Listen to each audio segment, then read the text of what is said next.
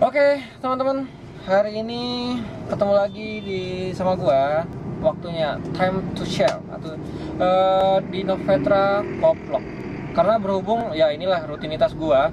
Kalau mengisi waktu luang, khususnya misalkan dinas atau emang waktu luangnya seperti ini, kita dinas tapi mengalami kemacetan di perjalanan. Nah, kita isi waktu luang kita dengan berbagi. Karena berbagi itu asik.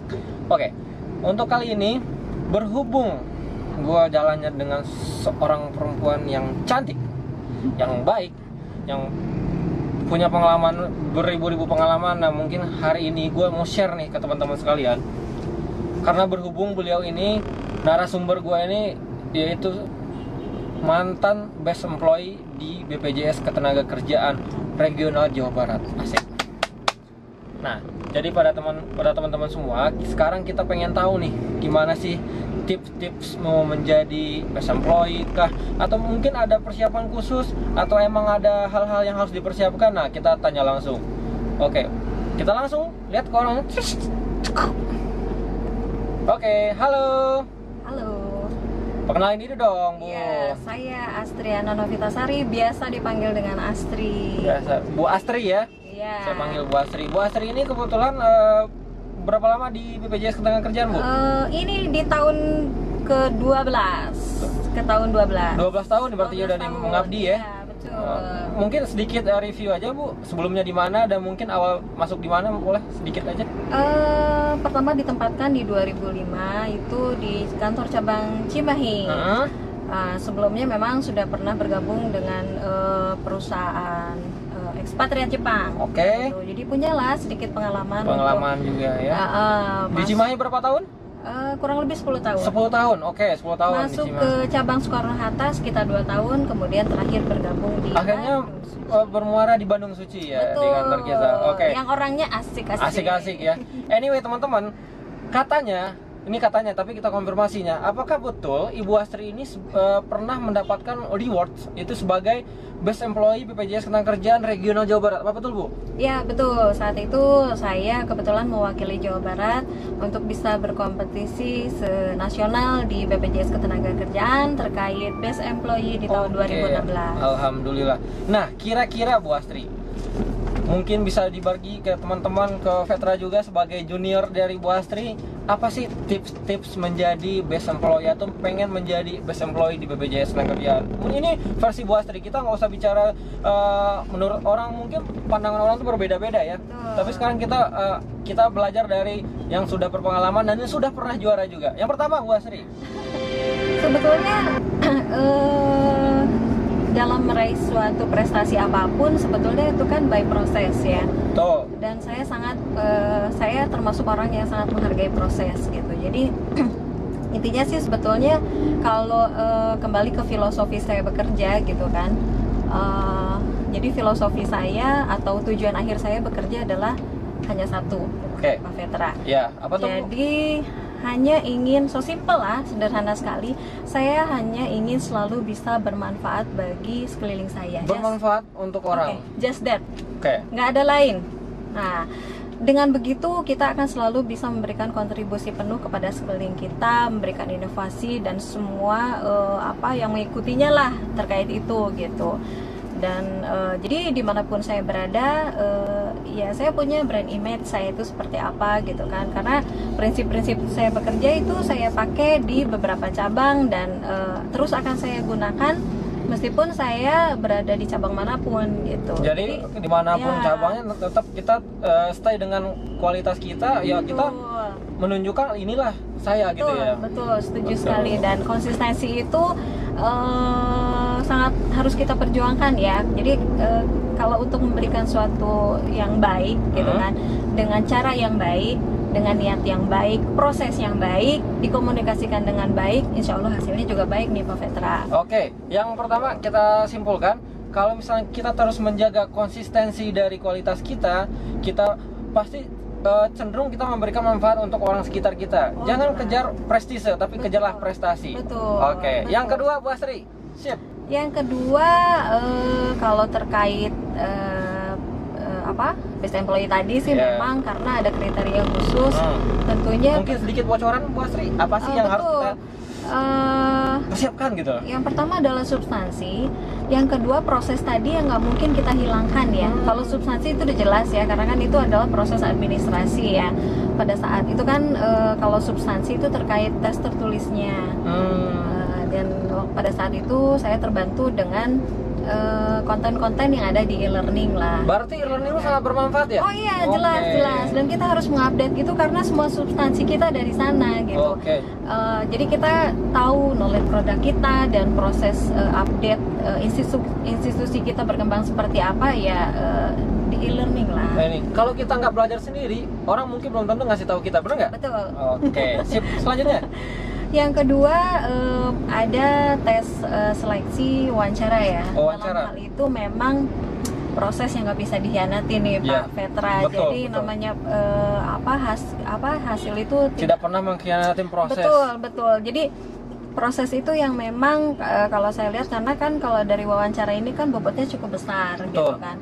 Di situ manajemen face to face kah atau emang secara face to face. Di situ lebih dari satu penanya tentunya.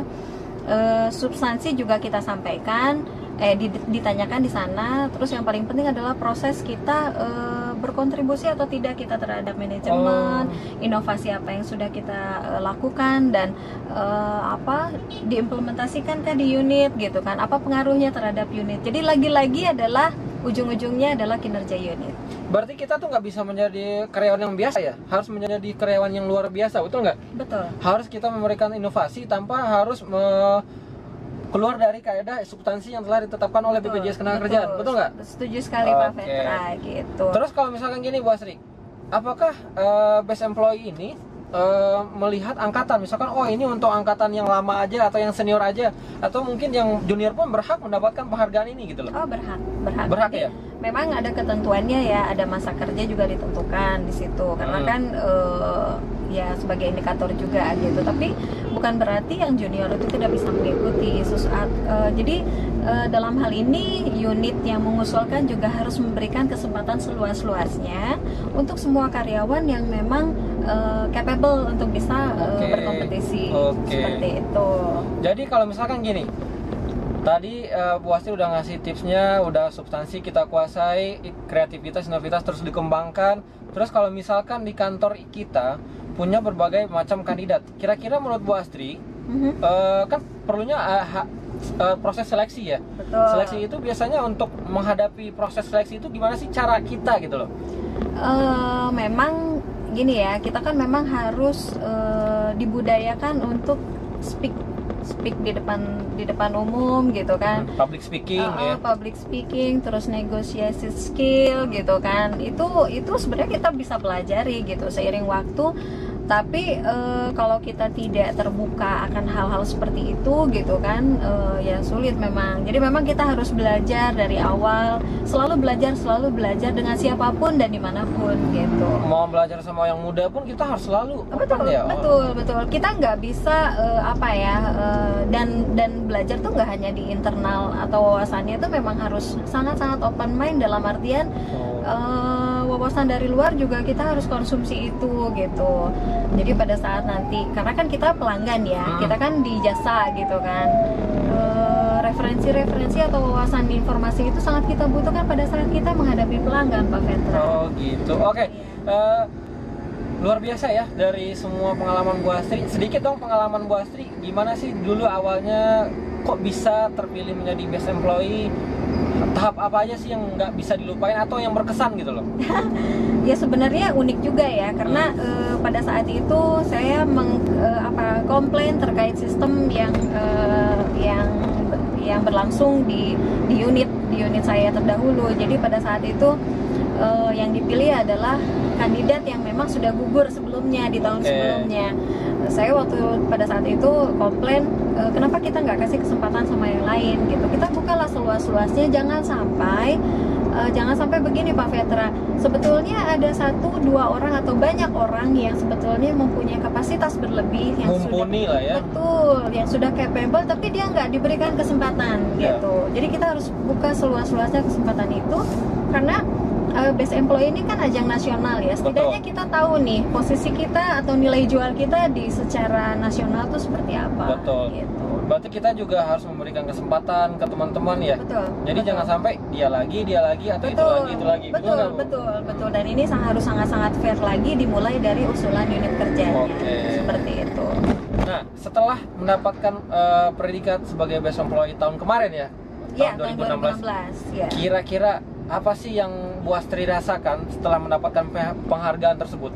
Kira-kira misalkan, oh ternyata ini sebagai tantangan nih ke depannya, ternyata ini aku harus butuh effort yang lebih besar nih, karena membuktikan aku sebagai menjabat sebagai Best Employee, karena itu bukan hanya sebagai semacam penghargaan, tapi juga sebagai pertanggungjawaban, betul nggak Bu Astri? Iya, betul. Gimana ke depannya seperti apa Bu Astri? Sempat ada beban moral juga sih seperti itu, tapi kalau saya sih akhirnya ringan aja ya, karena sebetulnya pada saat saya niatkan gitu saya berkompetisi, tentunya saya juga berikhtiar dan berdoa gitu. Tapi niat saya satu, apabila Best Employee ini membuat saya tinggi hati atau menjadikan saya ke depannya tidak lebih baik, tolong jangan jadikan itu gitu. Tapi kalau memang ini baik buat saya, dan saya sebetulnya niat itu hanya untuk membahagiakan orang-orang terdekat saya. Sederhana sekali Pak Febran. Oh, sederhana Saya sekali. ingin menjadi kebanggaan suami saya, Oh, menjadi kebanggaan anak-anak saya, dan minimal Alhamdulillah. sahabat-sahabat terdekat saya. Dan lain halnya terkait penilaian orang, dan saya tidak butuhkan itu. Jadi, tapi kan pada saat kita berada di komunitas tertentu juga kita kan harus jaga gitu kan, bahwa kita sebagai karyawan yang baik terus bisa menjadi apa istilahnya inspiring lah ya buat Betul. buat orang-orang, tetap melakukan inovasi, dan ya saya begini gitu akan terus bekerja dan berkontribusi secara maksimal. Oke, luar biasa sekali pencerahan dari Bu Astri. Bu Astri, terakhir nih Bu Astri. Katanya ya kalau misalkan kita Best Employee itu ada semacam penghargaan, penghargaan, tapi ada hadiah juga khusus. Kira-kira kalau boleh tahu bocoran deh, biar teman-teman juga termotivasi, termasuk Petra juga kan. Iya. Ternyata hadiahnya kesini. Alhamdulillah, nanti kan lebih motivasi. Apa aja kira-kira Bu Astri? Iya, kalau kita berbicara terkait reward dan punishment, jadi nggak dulu terkait rewardnya Best Employee ya. Reward itu sangat kita butuhkan karena bisa menjadi spirit lah untuk kita bisa berkinerja lebih baik lagi ke depan. Itu sangat dibutuhkan. Tapi memang kebetulan Best Employee ini saya niatnya nggak ke sana tuh gitu. Jadi saya pikir semua proses yang saya lakukan dengan ikhtiar saya dan niat saya yang baik dan sebagainya, semua akhirnya mengikuti gitu loh Pak Petra. Itu tuh sebetulnya buat saya pribadi tidak terlalu saya pikirkan gitu. Tapi kalau mungkin dapat dikasih seneng banget ya. Pada saat saya dapat di situ apa aja kan kebetulan kan salah satu lah apa aja saya kan dapat piala juga, terus piagam, terus kita diundang secara khusus di ulang tahun HUT BPJS Ketenagakerjaan di tahun 2016. Kita diberikan apresiasi seperti itu dari manajemen. Saya juga mengucapkan terima kasih ya, manajemen bisa memberikan kesempatan yang seluas-luasnya nih, karena kan salah satunya memang penghargaan itu tidak hanya kinerja tapi Best Employee juga gitu. Mungkin tidak melihat berapa besar atau biaya atau hadiah yang dikeluarkan, tapi berapa besar pengakuan orang atau apresiasi orang ke kita ya. Betul, itu lebih penting. Besar, lebih penting daripada makanya kita harus menanamkan itu, meskipun reward itu atau penghargaan itu atau apresiasi itu tidak melulu materi ya. Iya, betul. Dengan kita mengucapkan terima kasih, misalnya nih kayak saya sama Pak Petra, kita nih lagi mau mengakuisisi perusahaan nih. Nanti kalau hasil akhirnya seperti apa, kita sudah lalui prosesnya. Saya juga harus berterima kasih sama Pak Petra. Ya begitulah gitu. Jadi hal-hal emang kecil. Ya kata kuncinya penghargaan itu tidak selalu materi, tapi butuh juga apresiasi dari orang. Iya, betul. Penghargaan itu butuh seperti kita ucapan terima kasih atau pengakuan dari kita, betul nggak? Iya. Oke. Seperti itu. Terakhir, 5 kata kunci untuk menjadi Best Employee. 5 kata kunci. Pertama niat. Yang kedua? 2 proses. Yang ketiga? Kemudian 3 itu brand image. Terus yang keempat? Saya juga punya personal power. Oke. Kemudian yang terakhir adalah syukur ya. Bersyukur, jangan pernah berhenti bersyukur. Iya. Oke, anyway teman-teman, berhubung destinasi kita sudah sampai, kita sampai di tujuan kita yang pertama. Nanti kita lanjut lagi di segmen yang kedua. Untuk sharing kali ini cukup sampai di sini. Until next video. Oke.